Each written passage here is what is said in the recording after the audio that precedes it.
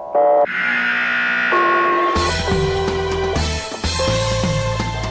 live podcast sponsored by the Marin Fire History Group. All about the history of the fire service in Marin County, California. And now your host, retired Fire Chief Paul Smith.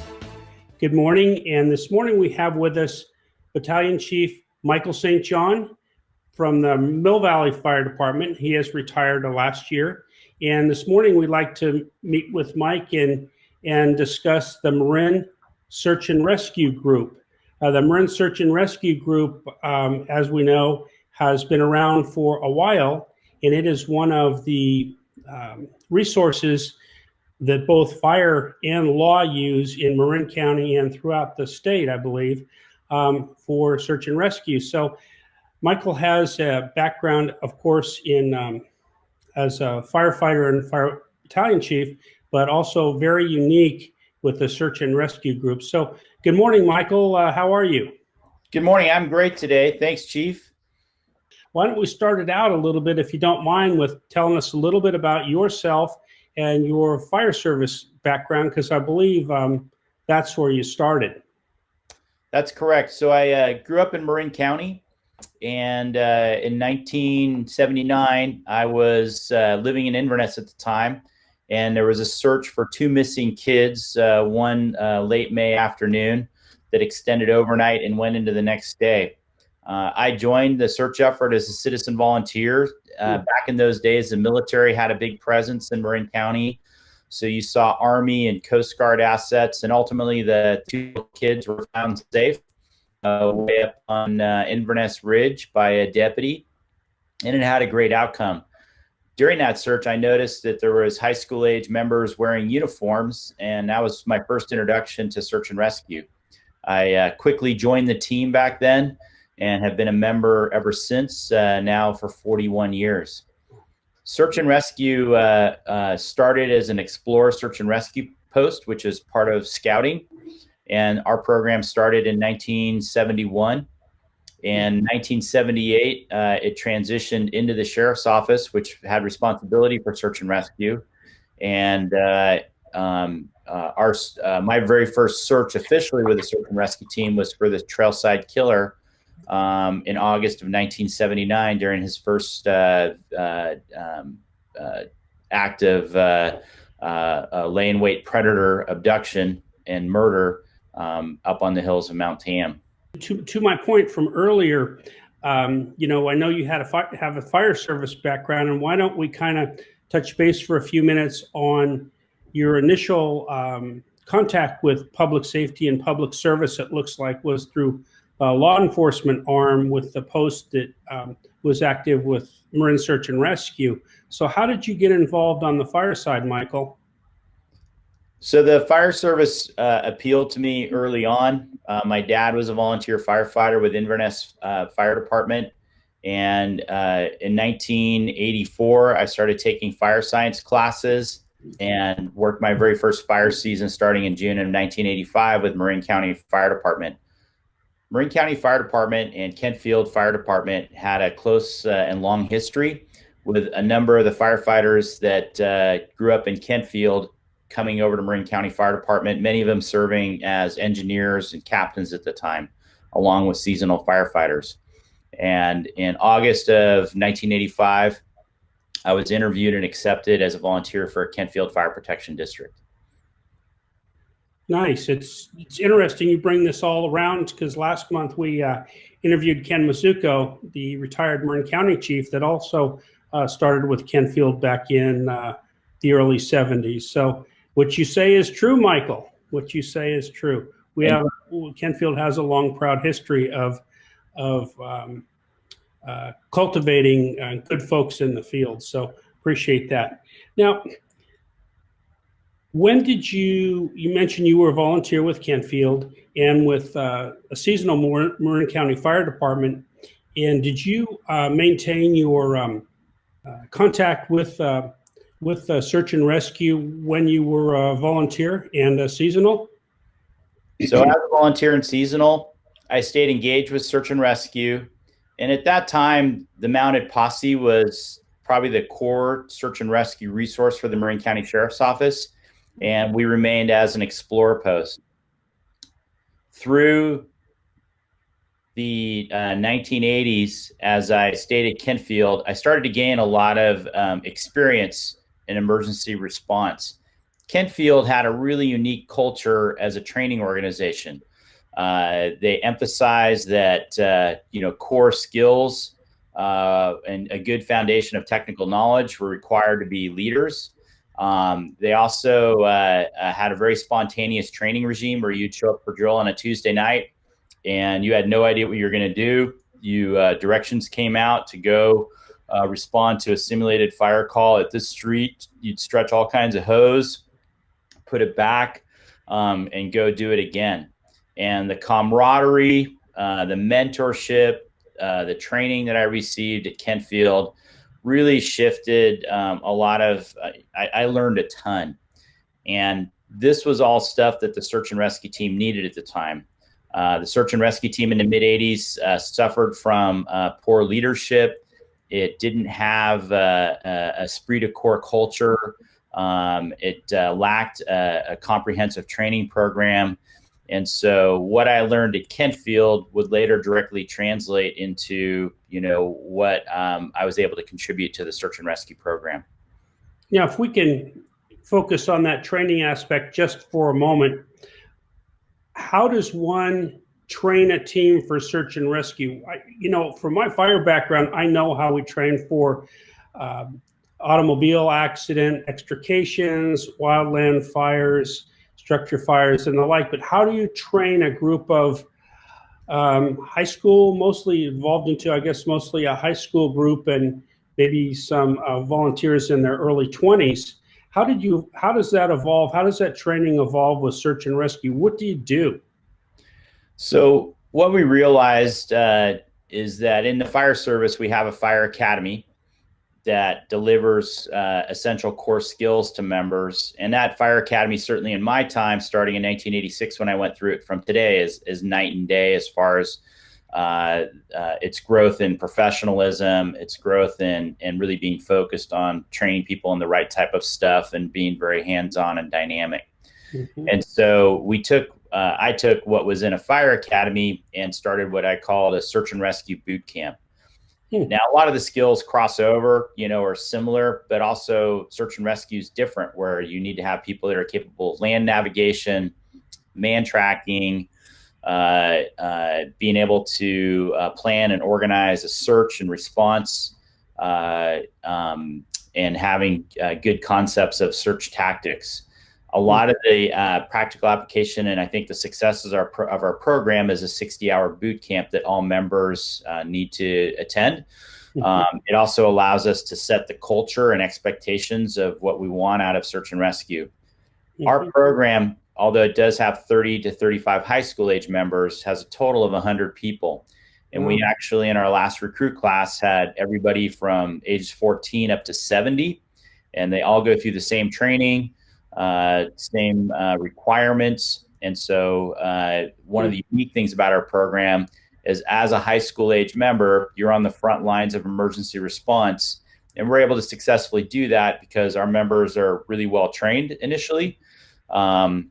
There's a lot of process to becoming a member that screens out people that would probably not be successful in our program, that cover everything from a fitness test to a comprehensive interview and background. And I believe through that, it's allowed us to create a culture and organization that's ready to face the significant challenges that we do. Right. That sounds good. Now, are there any professional members in your leaders, if you will? Is there a camaraderie of compensated folks, or are these fire folks and sheriff's office or law enforcement personnel that do this as part of their general duties? So our program reads this. I think that's my question. Yeah, so our program's unique, where I, as a unit leader, report to a lieutenant. We have no paid staff in our organization. And to be clear, there are many weeks where it's a full-time job for a good handful of members. Mm-hmm. particularly in the recent weeks where we've had several extended missions. And it's also administratively a fairly large organization to run. Right. We receive great support from the sheriff's office in the way of vehicles and resources. However, as far as a core organization, it's all volunteers. It's interesting. That's interesting. But that being said, your organization is one of the premier search and rescue groups in California. Am I not correct? There's a lot of good search and rescue teams in California, but we do offer a lot of capability that's helpful on large searches. One, because we have high school age members and a lot of young people that are in their 20s and 30s. We offer, and to significant incidents, a large group of people that are fit, well-trained, and well-led. And if you go to more rural parts of California, search and rescue teams are made up largely of retirees. Uh-huh. And so it's just more difficult for people at that age to get out and do the stuff that we're able to do. We're also very good at technology and scene management. And so we're able to offer incident management support for extended incidences. Incidences that we offered a great deal of support to included the campfire humane search last year in Trinity County that went for 3 days in the backcountry of the Trinity Alps. And that's just a few of many recent examples. Good. That's good. Now, you touched briefly in your last comments about technology, Michael. My thought with search and rescue is, if I was going to lead a group, I guess I'd put everybody in a line together and, go out and beat the brush. I wouldn't know where to start, but as an expert of that, what are some of the technological advances that, you've seen in your close to 40 years, whatever, in search and rescue with your group? So back in my day, it started with a paper topographical map and a compass and declination. And it was oftentimes difficult if you were in unknown territory to be able to navigate. Today, your smartphone is actually a very effective GPS. And today, you walk up to a search command post, you scan a QR code, a map pops up on your phone, and on your phone, you're able to start GPS tracks, and searches today live and die by GPS tracks. Mm-hmm. You can record tracks, you can email them to the command post. And once you have the map on your phone, you don't need to be connected to cell connection for it to work. Right. Instead of large paper maps, we use TV monitors today in order to track teams. And even through your phone, we can do live tracking of search and rescue teams, as we were able to recently in both Marinwood and Inverness. Interesting. So if you have, say, 36 searchers out looking in a specific area for a hiker that's lost, the command post is actually going to be able to review the area in real time where the teams have searched then. Is that right? We can see real time where the teams are at. We can offer just-in-time training for rangers, firefighters, and law enforcement officers that come on scene to load an app on their phone to join our search and be able to track them. Additionally, new mapping software that we have has almost 20 different layers of maps that I can switch instantaneously or hybrid together. I can also remotely plan searches. For example, there was a young lady missing in the island of Maui for 12 days. And Right. Here in California, we collaborated with search managers here, built a plan for them and remotely, and they utilized her plan in Hawaii and were able to successfully find her.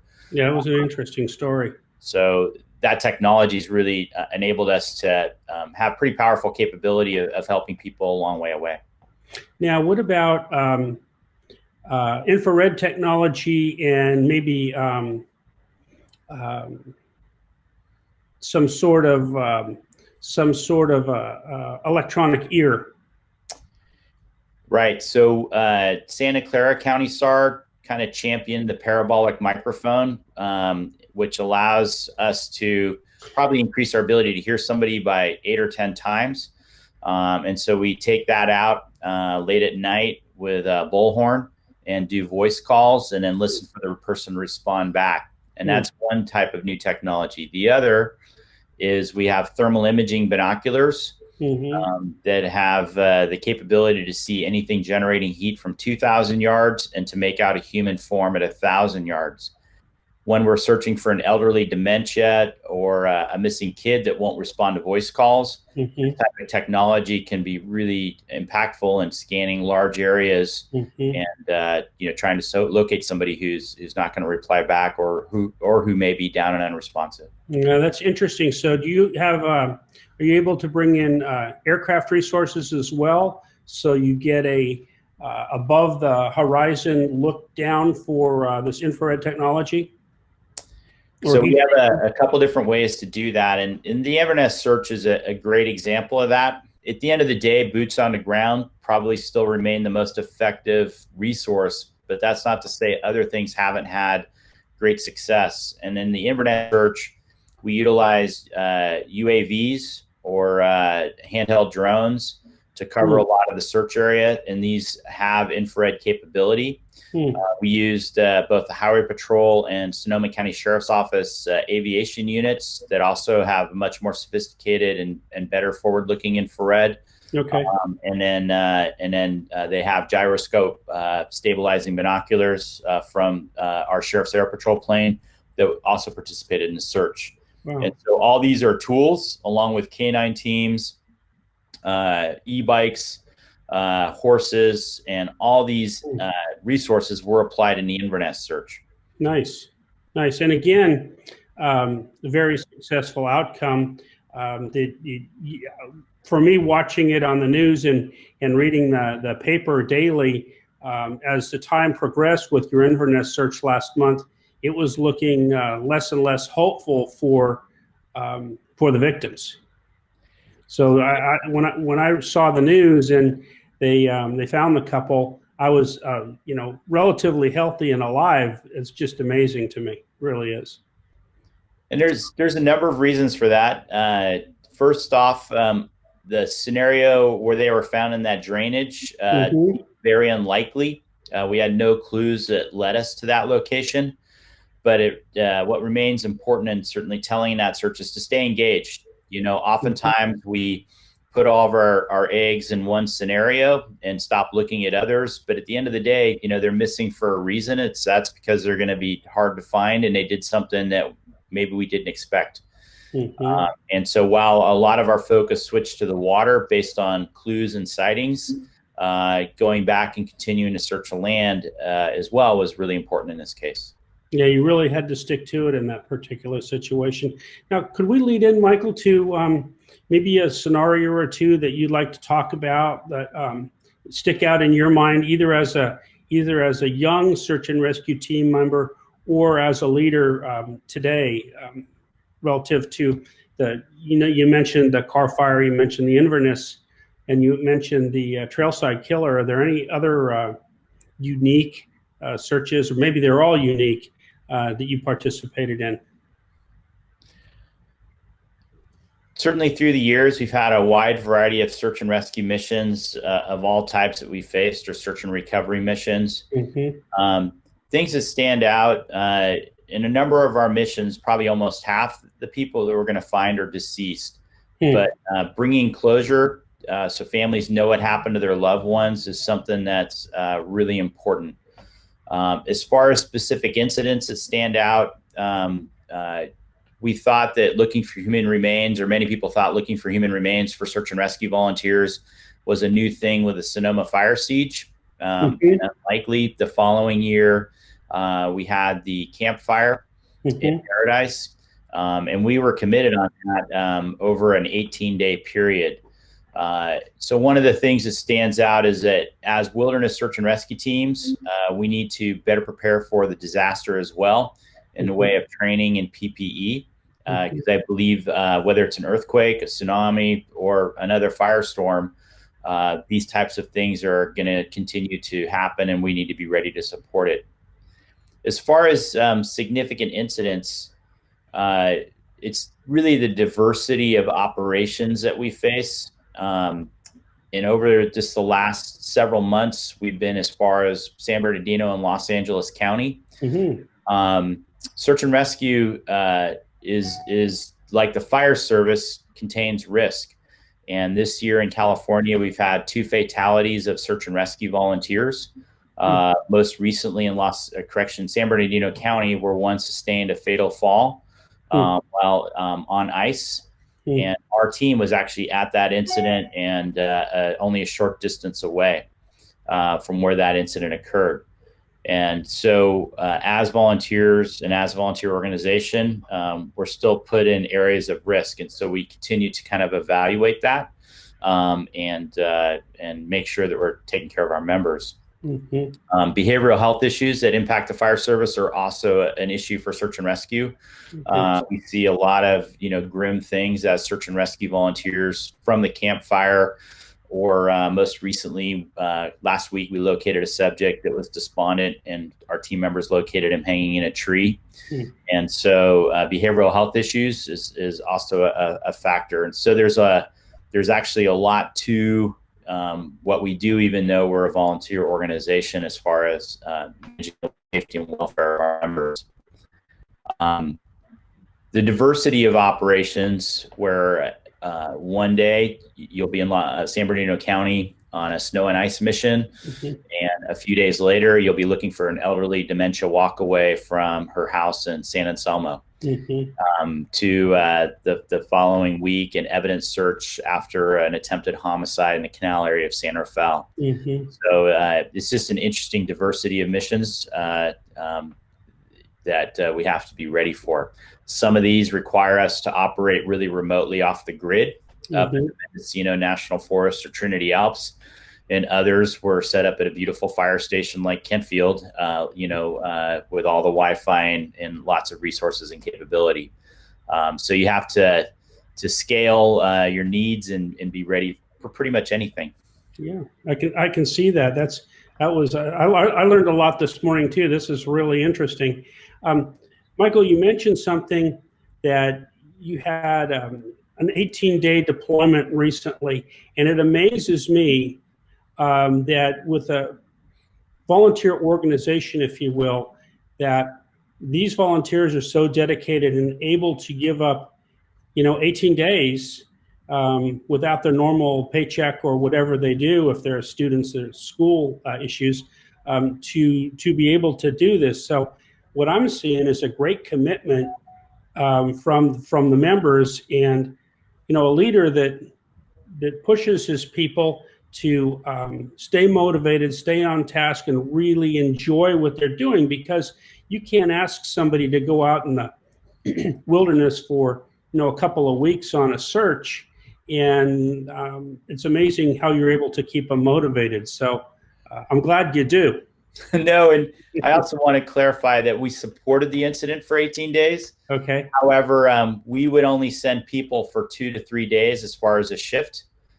Typically 3 to 4 days, sometimes on the front end. And then after that, we go to 48 hours on as far as a shift cycle. And that's how we're able to support it. And but nevertheless, people still clearing their calendar for 2 to 3 days at a time, if you include the transportation day, is still a big commitment. But that's how we're able to do it with 100 people, over a week or two.